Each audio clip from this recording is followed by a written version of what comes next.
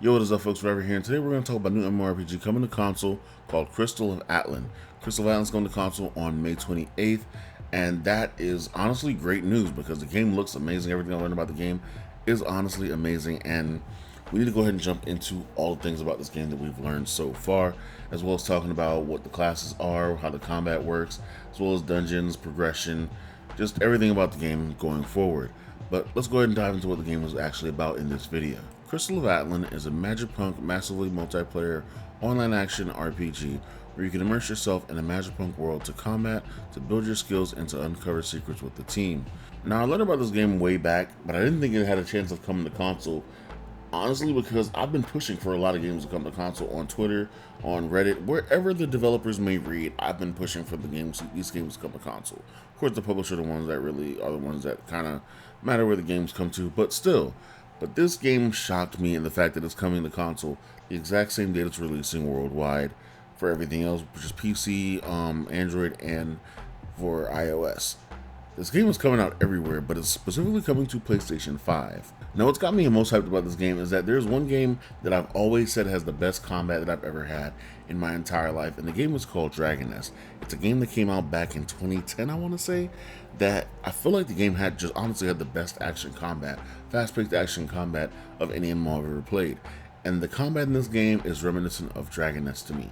Everything down to the skills, down to the recoveries, down to just combat, the classes. Of course, there's a lot of things that look like these classes are inspired by characters from Dragon Nest, to be honest. And it's kind of drawing me into the point where I feel like this might be my spiritual successor for Dragon Nest, something that will get me back into loving MMOs the way I used to way back then. On a small detour, my first MMO ever was a tab target game called Fiesta Online. Directly after that, my next serious game was Dragon Nest, and from there, from picking up that combat change, it kind of just elevated what combat was going to be for the next MMOs for me, and I was never able to sit still in the MMOs, so I never found the combat in any MMOs or PvP in any other MMOs to be like that. But this looks like it's going to be that MMO to replace that feeling or to mend that feeling. Now, the major worry of everyone that's looking at this game now that it was just announced and released that this game is coming to console is that this is going to be a gacha game. It is definitely not going to be a gacha game. This game is in no way going to have to deal with gachas to get the characters or weapons or anything like that. This game is purely just a grinding game where you grind, get your stuff, you enhance it. There will be a cash shop, of course, because they have to make their money somehow in a free-to-play game. I don't know what the cash shop entails fully. I do know that there are things in the cash shop for when it comes to cosmetics, such as your armor skins and probably weapon skins in the future. But right now, the only thing that I know of is the armor skins, the ones that you put on for your costumes. Another thing I did learn from watching other videos and speaking to other creators is that this game's PvP is a bit more fair than most other games out there, in the sense that your PvE gear is not affecting your PvP gear. You have to have separate PvP gear, and your PvP gear cannot be enhanced at the moment from what the gameplay is currently in the other versions. For people that have played it in, say, Korea or in China. And of course, I'm saying Korea because Korea had their beta test a while back. I was not able to get into that because, once again, I wasn't interested in this because I didn't think it was going to come to console. And of course, I'm a console-based channel when it comes down to it. And so this coming to console shifted my interest immediately, because I was originally interested in this game because the combat looked really good, but it wasn't coming to console in the first place. So I was kind of like, I don't really care that much. Now, talking about where this game might get its inspiration for characters and their attacks and their weapon designs and just the overall feel, this game feels like it draws inspiration from a lot of games, to be honest, and many of them are kind of Nexon games from what I've seen so far. Dragon Nest was a Nexon game, Vindictus was a Nexon game, Dungeon and Fighter Online was a Nexon game, and you'll see a lot of the similarities between some of either the characters' moves or just the characters' design itself looks just like something out of one of those Nexon games you may have played in the past. Some people have likened it to Soul Worker and other games like that in that genre, that, games that we've lost recently because the publishing company has decided to stop operating that game. But I definitely do see all the comparisons, and honestly, I feel like they're paying more homage to those games than anything by bringing that type of style back into the MMORPG scene. Because while Dragon Nest was one of my favorite MMORPGs, it was heavily pay to win, and that's what ruined it for a lot of people going later into the game. Hopefully this game does not count on pay to win to be a thing to keep you going towards the end game or getting towards the end of the grind. but we'll see what happens when we find out more about what the cash shop is. Now the next thing is going to be the classes. The classes are character locked and gender locked. There is minimum customization to the classes, so you're going to have to play, say, the gunner male or the gunner female, whichever they decide the gunner is going to be. You have to play this female swordsman or the male swordsman, depending on whatever class or whatever gender that character is. If you don't feel comfortable playing, a character of another gender, then sorry, this might not be the game for you. This game is not going to have much customization on the terms of making your own character. The next thing is going to be the exploration. The exploration is going to be hub-based, so you're going to start off in a hub, and you're going to load into your map to do your missions.